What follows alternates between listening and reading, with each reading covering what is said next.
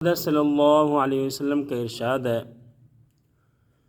کہ حق تعالی شانہ ارشاد فرماتے ہیں کہ میں بندہ کے ساتھ ویسا ہی معاملہ کرتا ہوں جیسا کہ وہ میرے ساتھ گمان رکھتا ہے، اور جب وہ مجھے یاد کرتا ہے تو میں اس کے ساتھ ہوتا ہوں۔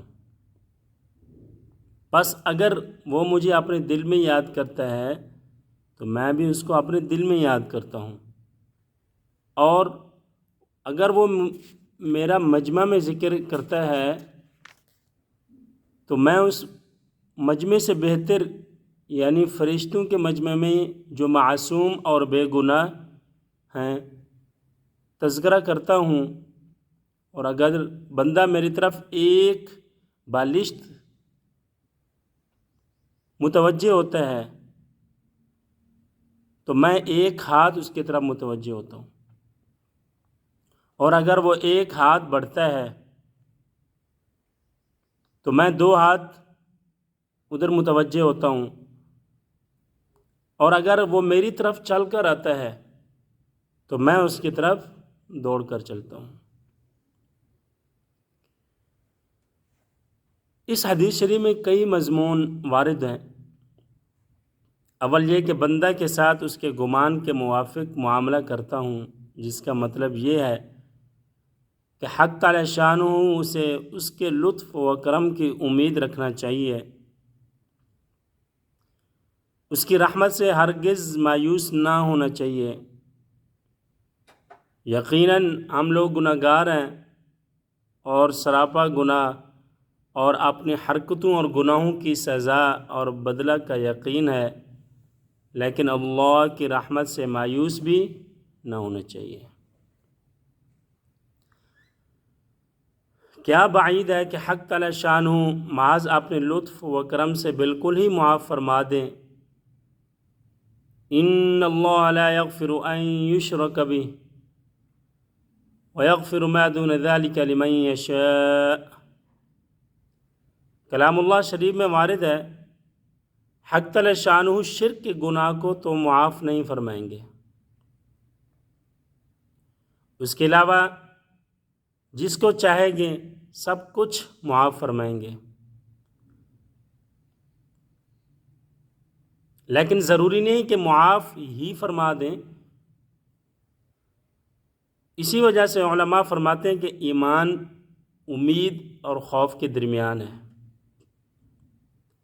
حضور اقدس صلی اللہ علیہ وسلم ایک نوجوان صحابی رضی اللہ تعالی عنہ کے پاس تشریف لے گئے۔ وہ نزع کی حالت میں تھے۔ حضور اقدس صلی اللہ علیہ وسلم نے دریافت فرمایا کہ کس حال میں ہو؟ عرض کیا کہ یا رسول اللہ صلی اللہ علیہ وسلم، اللہ کی رحمت کا امیدوار ہوں اور اپنے گناہوں سے ڈر رہا ہوں۔ حضور اقدم صلی اللہ علیہ وسلم نے ارشاد فرمایا کہ یہ دونوں یعنی امید و خوف جس بندے کے دل میں ایسی حالت میں ہو کہ اللہ جل شانہ جو امید ہے وہ عطا فرما دیتے ہیں، اور جس کا خوف ہے اس سے امن عطا فرما دیتے ہیں۔ ایک حدیث میں آیا ہے کہ مومن اپنے گناہ کو ایسا سمجھتا ہے کہ گویا ایک پہاڑ کے نیچے بیٹھا ہے اور وہ پہاڑ اس پر گرنے لگا، اور فاجر شخص گناہ کو ایسے سمجھتا ہے گویا کہ ایک مکھی بیٹھی تھی، اڑا دی، یعنی ذرا پرواہ نہیں۔ مقصود یہ ہے کہ گناہ کا خوف اس کے مناسب ہونا چاہیے اور رحمت کی امید اس کے مناسب۔ حضرت معاذ رضی اللہ تعالی عنہ طاعون میں شہید ہوئے۔ انتقال کے قریب زمانہ میں بار بار غشی ہوئی۔ جب افاقہ ہوتا تو فرماتے یا اللہ تجھے معلوم ہے کہ مجھ کو تجھ سے محبت ہے، تیری عزت کی قسم تجھے یہ بات معلوم ہے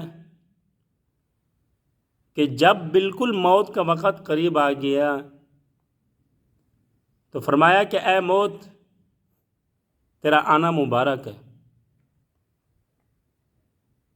کیا ہی مبارک مہمان آیا، مگر فاقہ کی حالت میں یہ مہمان آیا ہے۔ اس کے بعد فرمایا اللہ تجھے معلوم ہے، اس کے بعد فرمایا کہ اے اللہ تجھے معلوم ہے کہ میں ہمیشہ تجھ سے ڈرتا ہوں، آج تیرا امیدوار ہوں۔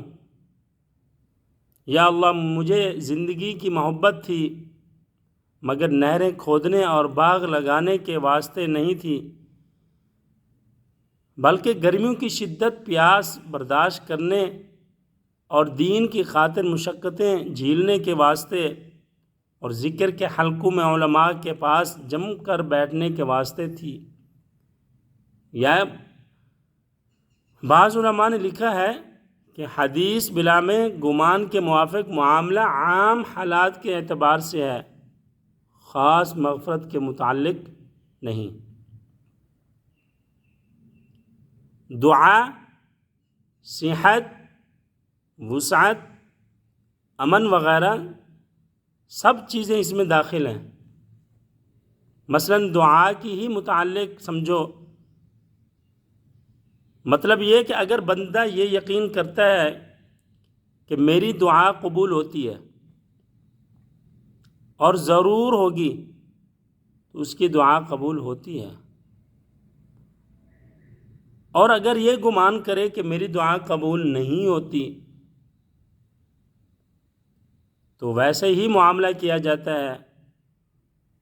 چنانچہ دوسری احادیث میں آیا کہ بندہ کی دعا قبول ہوتی ہے جب تک یہ نہ کہنے لگے کہ میری دعا قبول نہیں ہوتی۔ اسی طرح صحت تو نگری وغیرہ سب امور کا حال ہے۔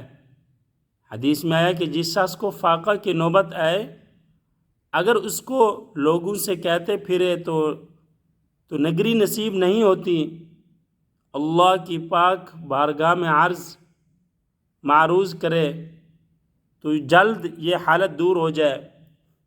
لیکن یہ ضروری ہے کہ اللہ تعالی جانو، اللہ تعالی کے ساتھ حسن ظن اور چیز ہے اور اللہ پر گھمنڈ دوسری چیز ہے۔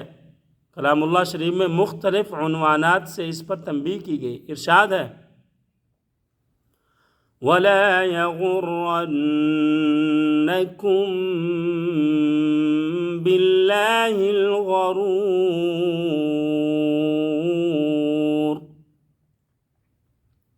اور نہ دھوکے میں ڈالے تم کو دھوکہ باز، یعنی شیطان تم کو یہ نہ سمجھائے کہ گناہ کیے جاؤ، اللہ غفور الرحیم ہے۔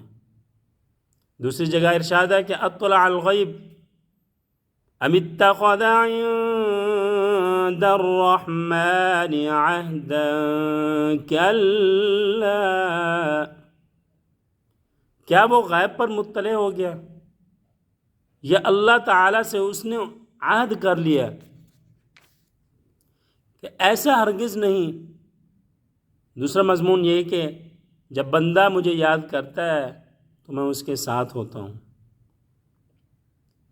دوسری حدیث میں ہے کہ جب بندہ مجھے یاد کرتا ہے تو جب تک اس کے ہونٹ میری یاد میں حرکت کرتے رہتے ہیں میں اس کے ساتھ ہوتا ہوں، یعنی میری خاص توجہ اس پر رہتی ہے اور خصوصی رحمت کا نزول ہوتا رہتا ہے۔ تیسرا مضمون یہ ہے کہ فرشتوں کے مجمع میں ذکر کرتا ہوں، یعنی تفاخر کے طور پر ان کا ذکر فرمایا جاتا ہے۔ ایک تو اس وجہ سے کہ آدمی کی خلقت جس ترکیب سے ہوئی ہے اس کے موافق اس میں اطاعت اور معصیت دونوں کا مادہ رکھا ہے، جیسے کہ حدیث نمبر 8 کے ذیل میں آ رہا ہے کہ اس حالت میں یہ طاعت کا کرنا یقیناً تفاخر کا سبب ہے۔ دوسرے اس وجہ کہ فرشتوں نے ابتداء خلقت کے وقت عرض کیا تھا کہ آپ ایسی مخلوق کو پیدا فرماتے ہیں جو دنیا میں خون ریزی اور فساد کرے گی، اور اس کی وجہ بھی وہی مادہ فساد کا ان میں ہونا ہے، بخلاف فرشتوں کے کہ ان میں یہ مادہ نہیں۔ اسی لیے انہوں نے عرض کیا تھا کہ تیری تسبیح و تقدیس ہم کرتے ہی ہیں۔ تیسرے، اس وجہ سے کہ انسان کی اطاعت، اس کی عبادت فرشتوں کی عبادت سے اس وجہ سے بھی افضل ہے کہ انسان کی عبادت غیب کے ساتھ ہے اور فرشتوں کے عالم آخرت کے مشاہدہ کے ساتھ۔ اسی کی طرف اللہ پاک کے اس کلام میں اشارہ ہے کہ وہ اگر جنت و دوزخ کو دیکھ لیتے تو کیا ہوتا۔ ان وجوہ سے حق تعالی شانہ اپنے یاد کرنے والے اور اپنی عبادت کرنے والوں کا کارنامے جتاتے ہیں۔ چوتھا مضمون حدیث میں ہے کہ بندہ جس درجے میں حق تعالی شانہ کی طرف متوجہ ہوتا ہے، اس سے زیادہ توجہ لطف اللہ جل شانہ کی طرف سے اس بندے پر ہوتا ہے۔ یعنی مطلب ہے کہ قریب ہونے اور دوڑ کر چلنے کا میرا لطف اور میری رحمت تیزی کے ساتھ اس کی طرف چلتی ہے۔ اب ہر شخص کو اپنے اختیار ہے کہ جس قدر رحمت و لطف الہی کی اپنی طرف متوجہ کرنا چاہتے ہیں تو اتنی ہی اپنی توجہ اللہ کی طرف بڑھائے۔ پانچواں بحث اس حدیث شریف میں یہ آیا ہے کہ اس میں فرشتوں کی جماعت کو بہتر بتایا ہے کہ ذکر کرنے والے شخص سے، حالانکہ یہ مشہور امر ہے کہ انسان اشرف المخلوقات ہے۔ اس کی ایک وجہ تو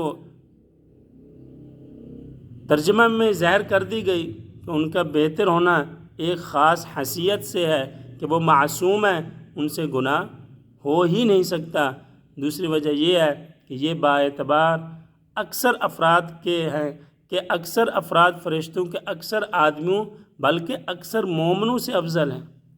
وہ خاص مومن جیسے انبیاء علیہم السلام سارے ہی فرشتوں سے افضل ہیں۔ اس کے علاوہ اور بھی وجوہ ہیں جن میں باعث قبیل ہے۔